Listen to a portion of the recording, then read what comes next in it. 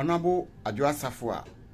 oye MP Emma Dome Kwabenya Constituency no akasa no de asemi to dwa mominti no ewi ade wo ho bia ebeba na afia to so me pesa me fa kwanya iso e de encho pakese e de ma me party for the New Patriotic Party any party paying for the kind Mampenyi Nana Addo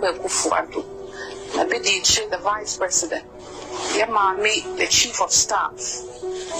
Honorable Frema Osei Opari Majority Leader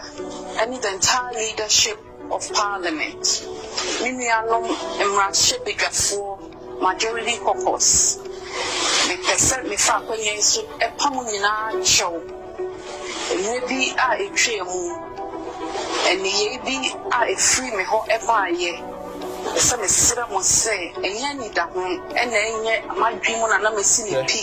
sesabi me de monim be krefo eni ama bebre na e koso e wo mabrabom eni mabusia ifra akwanya iso de nyankopon din sira mu nyina the regional executive, the constituency executives, our chairman goes to the headquarters of the Patriotic Party,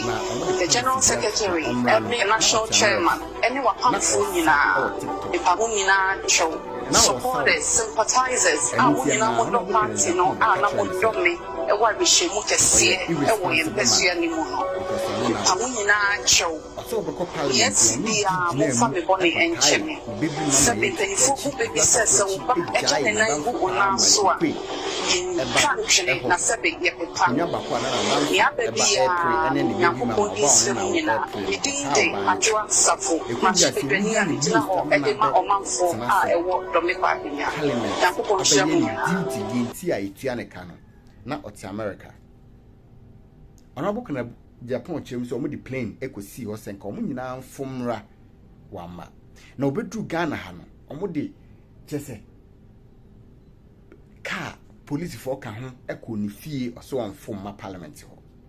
wan kiremu sa time no wan kiremu de nti a ema no ntimi ma parliament ho wo hu se abato e bedru so nti wo di abadwafo ayenko a wo di achew eba na wasan asa anya ticket no akobiem so mo be mo akọ ana mo ma wonko no de eyo mo asem na emum no omanfo na to abama o represent o mo o do manim ye fom afi de o so de achew peba e de ne si kwan se sabre na omo fro se bra no adan na wan kire mu die nti a ama waka America untumi magana ha embe duty omanfo na amosomo no mfa buo ni nedie ema omo enye se abato obedru so a na mo ye de mo pe esa yesi Ghana for ewre fi ade ntem nye da bia na Ghana for re be free on be mafia wo we enye example ema obia ontimi mfa Ghana for nyenko a abato obedru so de honorable waba o de achew pa eba edi ne si ukwan se sabre na wose family issues no wan fa sa family issues na ide ama no anchim so me ba yare me go school ana say me ye surgery bi ntira ma mentimi ma abato obedru so de o de achew pa eba omo kai penfo na obo mu din na omo fra wa man nyina omo kai de oye omo no ombe ye obi